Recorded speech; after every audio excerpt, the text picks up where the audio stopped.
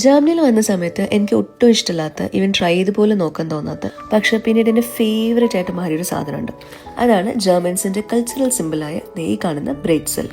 ഇതിൻ്റെ ഡോ ഇവരിങ്ങനെ long ropes ആക്കി പിന്നീട് അത് ബ്രെഡ്സലിൻ്റെ ഇതുപോലെ ഷേപ്പിലാക്കി ഒരു ബട്ടർ പേപ്പറിൽ വെച്ചിട്ട് പിന്നെ കുറച്ച് സോൾട്ട് സൊല്യൂഷനിൽ ഇത് ഡിപ്പ് ചെയ്തെടുത്ത് അതിന് മേലെ കുറച്ച് റോക്ക് സോൾട്ടും വെച്ച് ഇങ്ങനെ സൈഡിലൊരു ചെറിയ കട്ടൊക്കെ ഇട്ടിട്ട് ബേക്ക് ചെയ്തെടുക്കും.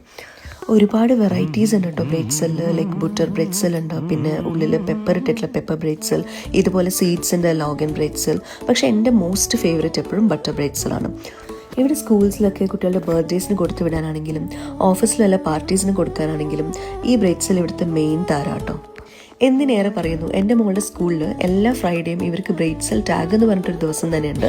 അപ്പം നിങ്ങളെ ഫേവറേറ്റ് ടൈപ്പ് ഓഫ് ബ്രെഡ്സൽ ഏതാണെന്ന് കമൻറ്റ് ചെയ്യൂ. അടുത്തത് കാണാം. ബൈ.